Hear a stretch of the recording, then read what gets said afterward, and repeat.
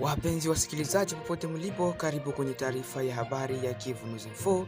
Tunaanza toleo letu la leo kwa habari zenye kusikitisha kutoka mashariki mwa Jamhuri ya Kidemokrasia ya Kongo, ambako miili ya watu 10 yameweza kupatikana bila uhai ndani ya kanisa la Mungu Iko, tukio lililoibua maswali na hofu kubwa miongoni mwa wananchi. Baadaye tutaelekea Lubero, Kivu Kaskazini, ambako taarifa za kuonekana kwa wapiganaji wa ADF zimewalazimu wakaaji wengi kukimbia makazi yao wakihofia mashambulizi mapya. Tutakuletea pia taarifa kutoka Uvira kuhusu ongezeko la vitendo vya uhalifu na kutumia silaha, huku harakati za kiraia za MCLA-RDC likizitaka mamlaka kuchukua hatua za haraka kurejesha usalama huo. Tutamalizia kwa taarifa kuhusu siku ya Ville Morte iliyozingatiwa mjini Uvira, ambako wananchi walisimamisha shughuli nyingi za kijamii na kiuchumi wakitaka serikali kuimarisha usalama katika maeneo ya Uvira na Fizi. Karibu muwe nasi hadi mwisho wa taarifa hizi ili kupata habari zote kwa undani zaidi.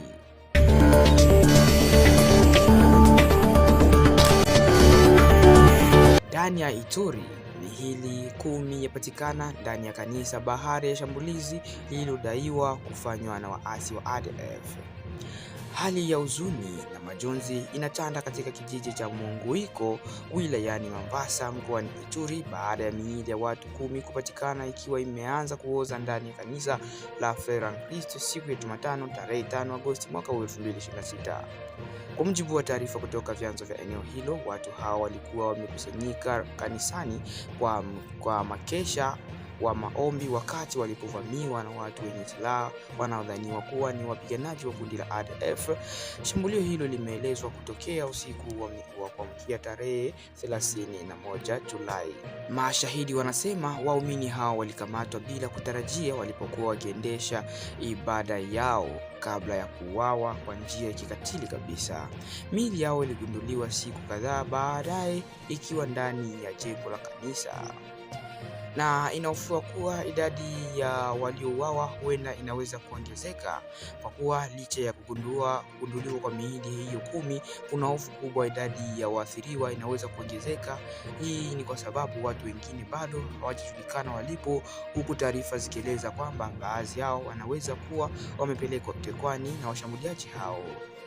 Mwanaharakati wa jamii na mtetezi wa haki za kibinadamu Rams Mali Kidogo amesema bado kuna familia nyingi zinazowatafuta ndugu zao ambao hawajarejea tangu siku ya shambulizi hilo. Kwa mujibu wake, hali hiyo inaonyesha kuwa madhara ya shambulizi hilo bado hayajajulikana kikamili na uchunguzi unaendelea ili kubaini idadi halisi ya waliouawa, waliotekwa na waliopotea. Miili mingine iliweza kugunduliwa katika barabara ilikuwa ni tarehe 27 Julai. Siku hiyo hiyo mwili mwingine uliweza kupatikana kwenye barabara inayounganisha Makumo na Matumbi.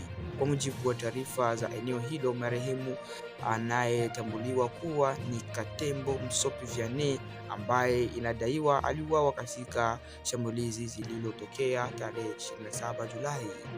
Ugunduzi huo unaonyesha kuwa mashambulizi yaliyotokea katika siku zilizopita yameendelea kuacha maumivu makubwa kwa familia nyingi katika eneo hilo.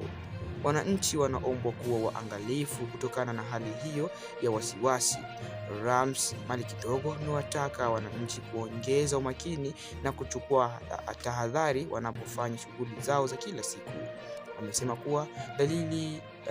Amesema kuwa kuna dalili kuwa watu waliohusika na mashambulizi hayo bado wanaendelea kuzunguka katika baadhi ya maeneo ya wilaya ya Mombasa, jambo linaloweza kuhatarisha maisha ya raia iwapo hatua za haraka hazitachukuliwa.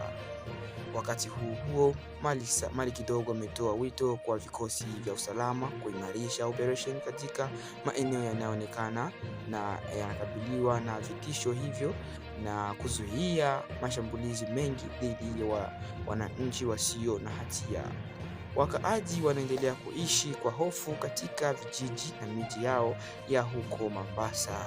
Kijiji cha Munguiko kipo katika maeneo ambapo limekuwa likikumbwa mara kwa mara na mashambulizi dhidi ya raia. Kutokana na hali hiyo, wakaaji wengi wameanza kuhama makazi hao wakitafuta sehemu salama zaidi. Familia kadhaa zimeeleza kuwa zinaishi katika mazingira ya hofu, zikihofia kuwa mashambulizi yanaweza kujirudia wakati wowote. Wengi wao wameiomba serikali kuongeza ulinzi na kuhakikisha wahusika wa vitendo hivyo wanakamatwa. Wito wa serikali kwa wakaaji wote. Mashirika ya kiraia pamoja na wakaaji wa Mombasa wanaitaka serikali ya Jamhuri ya Kidemokrasia ya Kongo kuongeza juhudi za kulinda wananchi na kurejesha usalama katika maeneo yanayokumbwa na mashambulizi ya makundi yenye silaha. Taarifa zinaonyesha kuwa mashambulizi yaliyotokea kati ya tarehe 26 Julai na usiku wa tarehe 30 kuelekea 31 Julai tayari yalisababisha vifo vya watu kadhaa, kuwafanya wananchi wengi kuyakimbia makazi yao na kuwaacha wengine wakiwa hawajulikani walipo.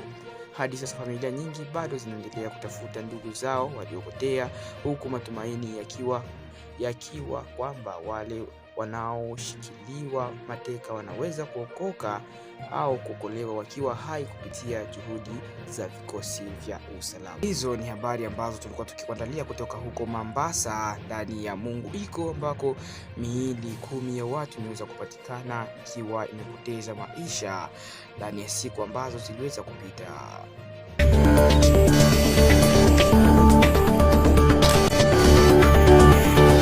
Wilayani Lubero, hofu ya wakaaji yanaongezeka baada ya taarifa za kuonekana kwa wapiganaji wa ADF ndani ya Babere. Baada ya kipindi kifupi cha utulivu wa tahadhari, hali ya usalama imeanza tena kuzua wasiwasi katika wilaya ya Lubero mkoani Kivu Kaskazini.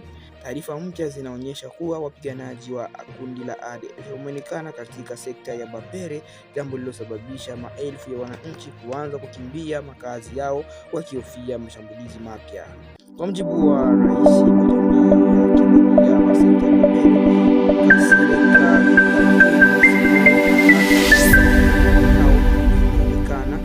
hasa karibu na kijiji cha Mainkengu kilichopo katika kundi la Kapombe. Alisema taarifa hizo zimeongeza hofu kubwa kwa wananchi ambao bado wanakumbuka mashambulizi yaliyowahi kufanywa na kundi hilo katika maeneo mbalimbali ya Lubero pamoja na Beni. Wananchi wanakimbia makazi yao. Kutokana na taarifa hizo, wakaaji wa maeneo ya Kambau, Bawanza pamoja na vijiji vingine vya jirani wameanza kuyaacha makazi yao kwa hofu ya kushambuliwa. Wengi wao wameamua kuelekea maeneo yanayoaminika kuwa ni salama zaidi kwa ajili ya uzima wao. Kwa mujibu wa viongozi wa maeneo hayo, wimbi hilo la wakimbizi linaanza tangu siku ya Jumapili.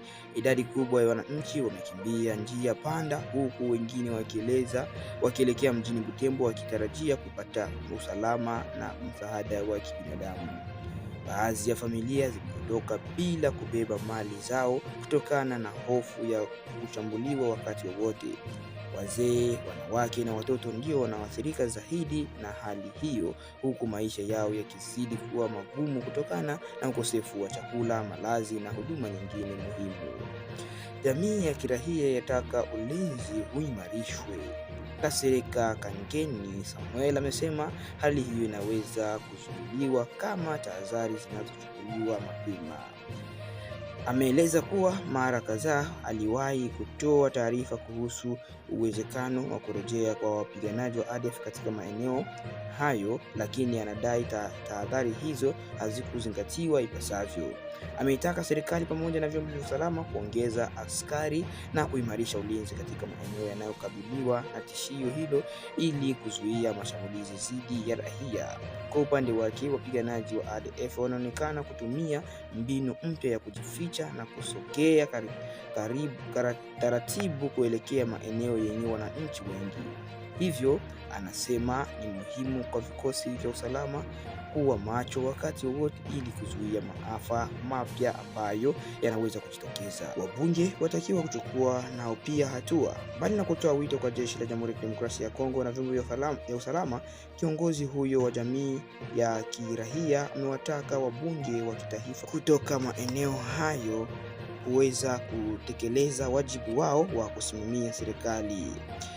Amesema wananchi wanaendelea kupoteza maisha au kukimbia makazi yao ndio waliochagua viongozi hao, hivyo hawapaswi kukaa kimya wakati usalama wa wananchi unazidi kuzorota. Kasereka Kageni Samuel amesisitiza kuwa wabunge wanapaswa kumhoji waziri mwenye dhamana ya usalama kuhusu hatua zinazochukuliwa dhidi ya makundi ya ADF na kuhakikisha serikali inaongeza juhudi za kulinda raia hao. Hali ya kibinadamu yazidi kuwa mbaya zaidi katika maeneo ya Lubero. Wakati wananchi wanaendelea kuhama makazi yao, hali ya kibinadamu katika eneo la Lubero inaendelea kuwa ngumu. Familia nyingi zinajikuta bila makazi ya kudumu, chakula, huduma muhimu za afya. Mashirika ya kiraia yanaonya kuwa ikiwa hatua za haraka hazitachukuliwa, idadi ya watu wanaokimbia makazi yao inaweza kuongezeka zaidi katika siku zijazo. Wito wa wananchi kwa serikali. Wananchi wa Lubero wanaendelea kusubiri hatua za haraka kutoka kwa mamlaka za hali za kimazingira pamoja na serikali kuu ya mji ya Jamhuri ya Kidemokrasia ya Kongo. Wengi wanaamini kuwa operesheni madhubuti ya kijeshi ndizo zinaweza kuzuia kusambaa kwa tishio la ADF na kurejesha amani katika sekta ya Babere. Hadi sasa hakuna taarifa rasmi iliyotolewa kuhusu operesheni mpya ya kijeshi katika eneo hilo. Hata hivyo, wananchi wanaendelea kuishi kwa tahadhari kubwa, huku wakitumaini kuwa serikali itachukua hatua za haraka ili kulinda maisha na mali yao. Hizo ni habari kutokea huko Babere ndani ya Lubero, ambako waasi wameweza kuonekana na kuzua hofu kubwa miongoni mwa wananchi, hivyo wakaweza kukimbia.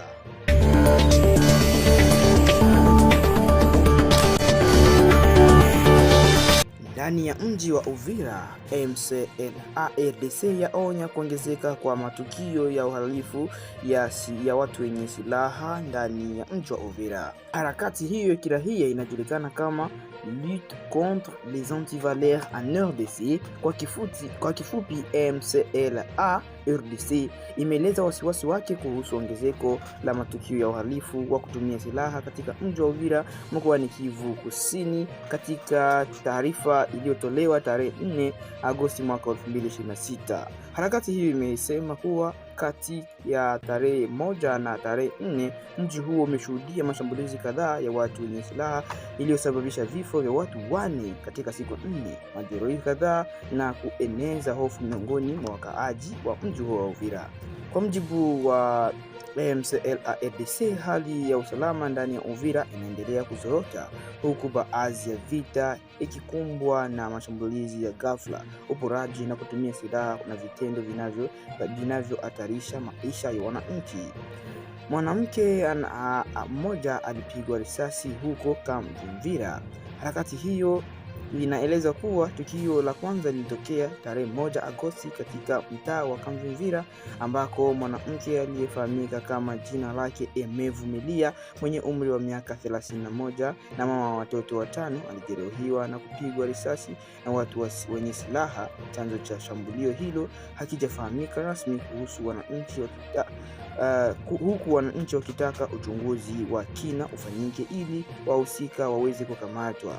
Mwili wa mwanamke mwingine uliweza kupatikana Mlongwe Kasenga siku ifuatayo tarehe 2 Agosti mwaka huu. Mwili wa mwanamke mmoja ulikutwa katika eneo la Muramvya ndani ya mtaa wa Mlongwe Kasenga. Taarifa zinazoonyesha kuwa mwili huo ulionekana na wakaaji wa eneo hilo, jambo lilozua taharuki. Mpaka sasa mazingira ya kifo hicho bado hajaelezwa rasmi na mamlaka husika. Na pia vijana wawili waliweza pigwa risasi mida ya jioni. Usiku wa kuamkia tarehe 4 Agosti, milio ya risasi ilisikika katika mtaa wa Kabindula majira ya saa 3 usiku. Kwa mjibu wa MCLARDC, vijana wawili walivamiwa na watu waliokuwa na silaha waliotaka kupora simu zao za mkononi. Katika tukio hilo, mmoja wa vijana hao alipigwa risasi na kufariki papo hapo, huku mwenzake akijeruhiwa vibaya na kukimbizwa hospitalini kwa matibabu. Tukio hilo linaonyesha hofu kwa wakaazi wanaosema matukio ya uporaji na ya kutumia silaha yanaongezeka kila siku. Wananchi wanataka hatua za haraka ziweze kufanywa. Kutokana na matukio hayo, MCLARDC imezitaka serikali ya mkoa pamoja na vyombo vya usalama kuongeza juhudi za kulinda raia na mali zao. Harakati hiyo inaanza kuwa hatua ya haraka zinazohitajika ili kuzuia matukio mengine yenye isiweze kutokea kama hayo. Michel Kiza anayesimamia mawasiliano ndani ya MCLARDC amesema kuwa usalama wa wananchi ni jukumu la msingi la serikali na haupasi kupuuzwa hata kidogo. Ameongeza kuwa mamlaka zinapaswa kuongeza doria za mchana na usiku katika maeneo yanayoonekana kuwa hatari ili kuhakikisha wananchi wanaishi kwa usalama na kurejesha imani yao kwa vyombo vya dola. Hofu inaendelea kutawala ndani ya mji wa Uvira. Wakati wengi wa Uvira wanasema wanaishi katika tahadhari kutokana na kuongezeka kwa mashambulizi ya watu wenye silaha, wengine wao wanaiomba serikali kuimarisha ulinzi katika mitaa mbalimbali na kuhakikisha wahusika wa vitendo hivyo wanakamatwa na kufikishwa mbele ya sheria. Hadi wakati taarifa hii ilikuwa ikiandaliwa, viongozi wa Uvira na mji wao ulikuwa bado hawajatoa tamko rasmi kuhusu matukio hayo. Wananchi wanaendelea kusubiri hatua zitakazochukuliwa ili kurejesha utulivu na amani na kuimarisha usalama katika mji huo wa Uvira.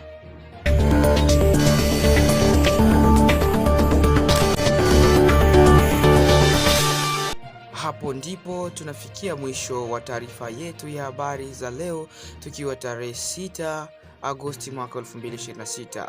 Tumekuletea kwa kina matukio mbalimbali yaliyojiri mashariki mwa Jamhuri ya Kidemokrasia ya Kongo, kuanzia tukio la kusikitisha la miili ya watu 10 kupatikana ndani ya kanisa la Mungu Iko, hali ya wasiwasi inayotokana na taarifa za kuonekana kwa wapiganaji wa ADF huko Lubero, na pia ongezeko la vitendo vya uhalifu kutumia silaha mjini Uvira, hadi siku ya Ville Morte iliyoandaliwa na wananchi wa Uvira wakitaka usalama uimarishwe ndani ya eneo lote la Uvira na kando kando. Asante sana kwa kuchagua kufuatilia Kivu News Info. Ikiwa umefurahia taarifa hii, usisahau kufuatilia Kivu News Info kila siku. Kushiriki habari hizi kwa wengine ni jambo la maana ili kuweza kuwasaidia nao pia waweze kupata taarifa zetu, pamoja na kuendelea kutuunga mkono ili tukuletee taarifa sahihi na wakati. Mimi ni mtangazaji wako Leta Pepele, na kutakia usiku mwema au siku njema kulingana na muda unaotusikiliza. Tukutane tena katika taarifa ijayo. Kwa sasa, kwaherini na Mungu awabariki.